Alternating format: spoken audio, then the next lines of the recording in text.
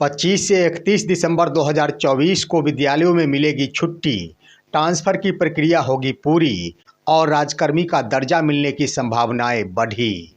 खबर देखने वाले आप तमाम दर्शक बंधुओं को अपने ही दोस्त एसके चौधरी की ओर से प्यार भरा नमस्कार और आदाब। दोस्तों, किसी की बुरी नज़र अगर शिक्षा विभाग की नीतियों पर नहीं लगे तो एक बड़ी संभावना देखने को मिल रही है और वह संभावना है बिहार के तमाम विद्यालयों में 25 दिसंबर 2024 से लेकर 31 दिसंबर 2024 तक शीतकालीन छुट्टी की।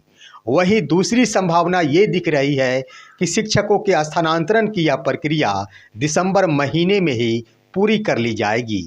वहीं एक और संभावना देखने को मिल रही है कि सक्षमता उत्तीर्ण शिक्षकों को राजकर्मी का दर्जा मिलने की भी संभावना दिसंबर महीने में ही पूर्ण की जा सकती है।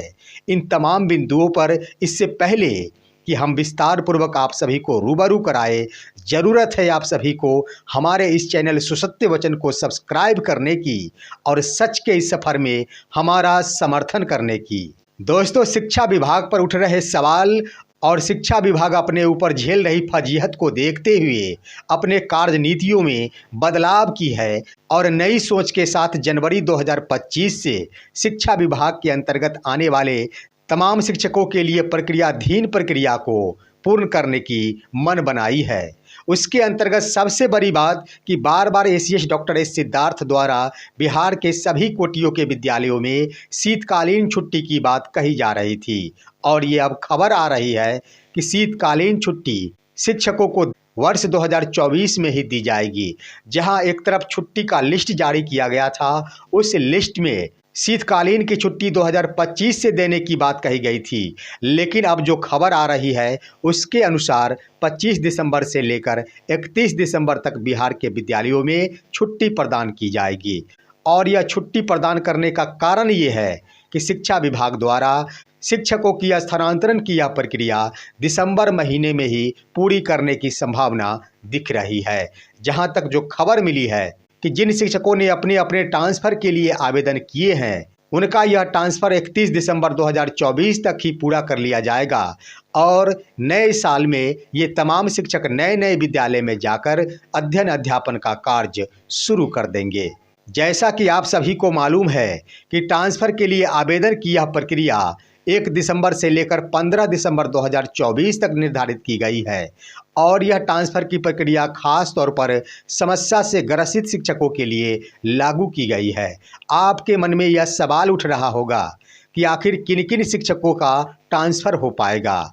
दोस्तों, मैं आपको बता दूं कि इस ट्रांसफ़र प्रक्रिया का ही नाम दिया गया है विशेष समस्या से ग्रसित शिक्षकों के लिए और सबसे पहले इसमें प्राथमिकता के आधार पर गंभीर बीमारी से ग्रसित शिक्षकों को मौका प्रदान किया जाएगा। दूसरी तरफ दिव्यांग शिक्षकों को मौका प्रदान किया जाएगा और तीसरा मुख्य बिंदु ये रखा गया है कि जिन शिक्षकों के द्वारा दूरी के कारण ट्रांसफ़र हेतु आवेदन किया जाएगा उनका भी ट्रांसफ़र किया जाएगा। इसलिए दोस्तों, कई शिक्षकों के मन में ये सवाल उठ रहा था कि दूरी के कारण शिक्षकों द्वारा आवेदन किया जा रहा है, क्या शिक्षा विभाग इस पर संज्ञान लेगी? क्या शिक्षा विभाग इन शिक्षकों को ट्रांसफ़र करेगी? दोस्तों, यह स्पष्ट हो गया है कि निश्चित रूप से दूरी के कारण अगर शिक्षकों ने आवेदन किया है तो उनका भी ट्रांसफ़र किया जाएगा, क्योंकि उनकी भी एक समस्या है और वह समस्या है दूरी। क्योंकि दूरी वाली समस्या शिक्षकों के लिए आज से नहीं है, लगभग 10 वर्षों से है। दूसरी तरफ बीपीएससी से बहाल शिक्षकों की बड़ी समस्या दूरी ही है। इन दूरियों को निपटाने के लिए ही शिक्षा विभाग द्वारा शिक्षकों से आवेदन मांगा गया है और दूरी के आधार वाली समस्या का निर्धारण किया गया है। तो इस आधार पर कहा जा सकता है कि जिन शिक्षकों द्वारा ट्रांसफ़र हेतु आवेदन कर दिया जाएगा, निश्चित रूप से उनका ट्रांसफ़र हो जाएगा। लेकिन किसी की नज़र न लगे, बीच रास्ते में शिक्षा विभाग द्वारा अपनी दिशा नहीं बदल दिया जाए, बीच रास्ते में माननीय मुख्यमंत्री और शिक्षा विभाग के अधिकारी एसीएस डॉक्टर एस सिद्धार्थ की नियति न बदल जाए। लेकिन तमाम कोटियों के शिक्षकों के ट्रांसफ़र के क्रम में सक्षमता उत्तीर्ण शिक्षकों को छोड़कर से सभी कोटि के शिक्षकों को ट्रांसफ़र हेतु आवेदन करने का मौका दिया गया है। यहाँ पर सवाल ये खड़ा होगा कि सक्षमता उत्तीर्ण शिक्षकों द्वारा भी ट्रांसफ़र के लिए आवेदन किया जा रहा है। अब ऐसे में इन शिक्षकों का ट्रांसफ़र होगा या फिर नहीं होगा? ट्रांसफ़र अगर होगा तो ये शिक्षक आखिर राज्यकर्मी का दर्जा कैसे प्राप्त कर सकेंगे? ट्रांसफ़र अगर होगा तो जिला स्तर पर इनका ट्रांसफ़र कैसे हो पाएगा जब तक कि इन्हें जिला संवर्ग में परिणत नहीं किया जा सकता, जब तक इन्हें राज्यकर्मी का दर्जा प्रदान नहीं किया जा सकता। यहीं पर सवाल खड़ा हो गया है और संशय भी उत्पन्न हो रही है कि शिक्षा विभाग अपनी नियति में कहीं बदलाव नहीं कर दे। दोस्तों, इसका मुख्य कारण ये है कि अभी तक सक्षमता उत्तीर्ण शिक्षक अपने ही विद्यालय में बने हुए हैं और सबसे बड़ी बात कि अभी तक वे सभी के सभी अपने नियोजन इकाई के ही कर्मी हैं। नियोजन इकाई के कर्मी रहते हुए ही इन शिक्षकों को ट्रांसफ़र हेतु आवेदन करने का मौका प्रदान किया गया है ताकि इन सभी का भी ट्रांसफ़र हो सकेगा।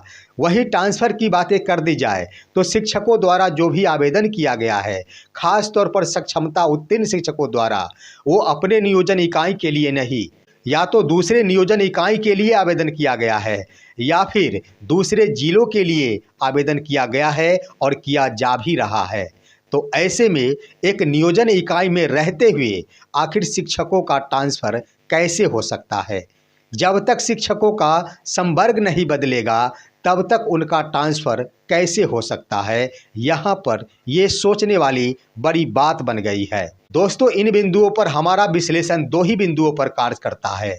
एक तरफ बड़ी बात ये हो सकती है कि या तो सक्षमता उत्तीर्ण शिक्षकों के ट्रांसफ़र की प्रक्रिया पर ही विभाग द्वारा विराम लगा दिया जा सकता है, यह कहते हुए कि इन्हें राज्यकर्मी का दर्जा मिलने में अभी कुछ लीगल पॉइंट्स खड़े हो रहे हैं, जिसका निदान होते ही इनका भी ट्रांसफ़र कर दिया जाएगा।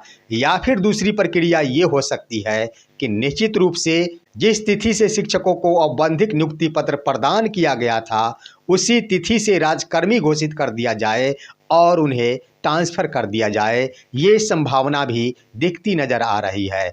मेरा तो ज़्यादा प्रतिशत मानना है कि शिक्षकों को 20 नवंबर 2024 से राज्यकर्मी का दर्जा प्रदान किया जा सकता है, क्योंकि उस तिथि को एक भव्य समारोह का आयोजन किया गया था और उसी समारोह में माननीय मुख्यमंत्री के द्वारा भरी सभा में ये बातें कही गई थी कि अपने ही विद्यालय में रहते हुए शिक्षकों को राज्यकर्मी बनाया जाएगा, विशिष्ट शिक्षक का दर्जा प्रदान किया जाएगा। ऐसे में सबसे बड़ी बात ये हो जाएगी और रास्ता उस समय खुल जाएगा जब सक्षमता उत्तीर्ण शिक्षकों का ट्रांसफ़र हो जाएगा। भले ही शिक्षा विभाग इन बिंदुओं को गौण करके रखी है कि आखिर नियोजित शिक्षकों को कब विशिष्ट शिक्षक बनाया जाएगा, कब राज्यकर्मी का दर्जा प्रदान किया जाएगा, लेकिन ज्यों ही ट्रांसफ़र की यह प्रक्रिया संपन्न होगी, निश्चित रूप से स्पष्ट हो जाएगा कि इसमें विलंब होगी या फिर 20 नवंबर 2024 से ही इन्हें राज्यकर्मी का दर्जा प्रदान कर दिया जाएगा, जिसके आधार पर ये सभी के सभी शिक्षक 20 नवंबर से ही जिला संवर्ग के माने जाएंगे और इनका ट्रांसफ़र भी संभव हो जाएगा। लेकिन वहीं अगर इस पर विराम लगा दिया जाता है तो यह स्पष्ट हो जाएगा कि निश्चित रूप से शिक्षकों को राज्यकर्मी बनाने के क्रम में अभी और विलंब होगी, शिक्षकों को अभी लंबा इंतजार करना पड़ेगा। लेकिन यहाँ पर सवाल ये भी उठता है कि अगर विभाग द्वारा शिक्षकों को 20 नवंबर 2024 से राज्यकर्मी का दर्जा प्रदान कर दिया जाता है, जो भी शिक्षक सक्षमता परीक्षा उत्तीर्ण हो चुके हैं, अगर ऐसा पत्र जारी कर दिया जाता है तो एक बार फिर से बिहार के तमाम सक्षमता उत्तीर्ण शिक्षक फंसते नजर आएंगे। जहां तक कि वर्ष 2022 में बहाल होने वाले शिक्षक अपने आप को नसीब वाले समझेंगे, क्योंकि उनकी सेवा बड़ी नहीं हुई है, उन्होंने लगभग 2 वर्षों की ही सेवा कर रखी है। ऐसे में ज़्यादा नुकसान उन्हें झेलना नहीं पड़ेगा।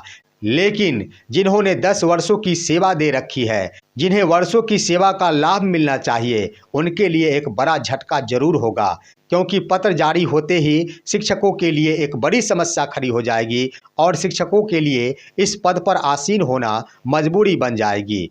वहीं दोस्तों, सबसे पहले अगर इसका नुकसान झेलना पड़ेगा तो जिन शिक्षकों द्वारा ट्रांसफ़र के लिए आवेदन किया जाएगा वे सभी के सभी शिक्षक इसका नुकसान भुगतेंगे, क्योंकि ट्रांसफ़र प्रक्रिया से ही यह स्पष्ट हो जाएगा कि निश्चित रूप से शिक्षा विभाग द्वारा शिक्षकों को पूर्व की तिथि से राजकर्मी बनाया जाता है या फिर 20 नवंबर से ही इन्हें विशिष्ट शिक्षक का दर्जा प्रदान किया जाता है और ये सभी के सभी बिल्कुल ही नई सेवा में परिणत हो जाएंगे।